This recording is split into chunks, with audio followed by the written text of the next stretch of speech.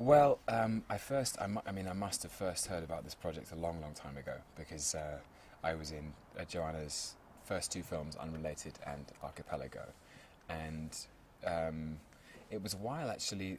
Joanna and I were sort of doing various press rounds for Archipelago that we were beginning to think about. Well, she was beginning to think about what her third film would be about. From quite an early stage, Joanna knew that the central couple were going to be older.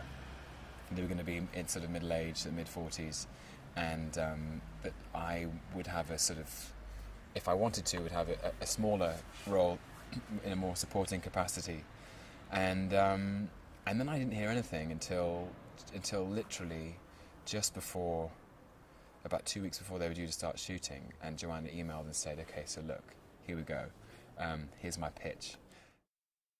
I've played soldiers in the past, I've played Norse gods, I've played Shakespearean kings, and the chance to play an estate agent in contemporary London was kind of fun, and I hope it's funny. I hope it comes off as sort of this very naturalistic, incidental humour where the audience are having to look between the cracks in their fingers because the things that I'm saying are so cringe making. They've both been amazingly courageous in kind of stripping themselves emotionally and bringing a lot of their own personality to the table and being really honest about where they're at in their lives, what they want, what they feel they failed at, what they're hoping for in the future. I think for two people who haven't, done much acting before, that's quite exciting for me because they've shown enormous bravery. And by bravery I mean a willingness and a commitment to be vulnerable and open and ruthlessly truthful, i.e. not to go for the easy answer, not to kind of display any kind of superficial charisma, just be like, it is what it is. And yeah, I'm very excited about seeing their performances. I think she occupies a really unique and special place in British film, and one of the reasons I was so excited just to come back was partly because I believe in her so much, and my very short film career started with her. But I think that within British cinema at the moment, she is forging ahead on a path that's very distinctly unique, in that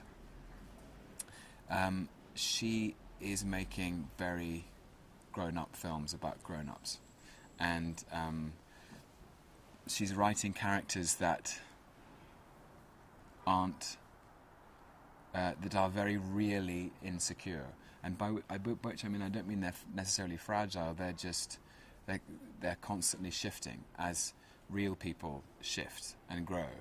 Quite often we like to believe in the construction of our identity, if you see what I'm saying. We like to believe that we are, we could put all the vital statistics and characteristics of ourselves on a piece of A4 paper, and Joanna is wise enough to know that no human being is as simple as that. As an actor, being free to improvise, being free not to have to hit marks necessarily, it feels great. Because somehow you can come up with stuff that's fresh in that moment, and I think that's the holy grail of acting for camera is chasing that kind of spontaneity. That you think of something, you say it, and it's the perfect thing to say at that time, and it's been caught forever, and it's never been written down, it's never been preconceived.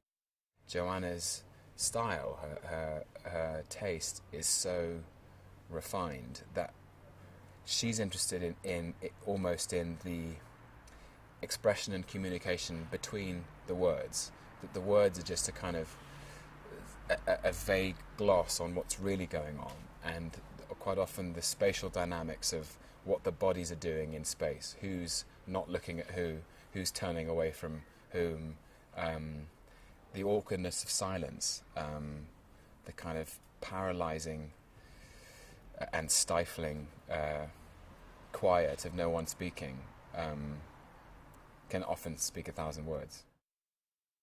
The one thing I hope is that there's at least a recognition from the audience that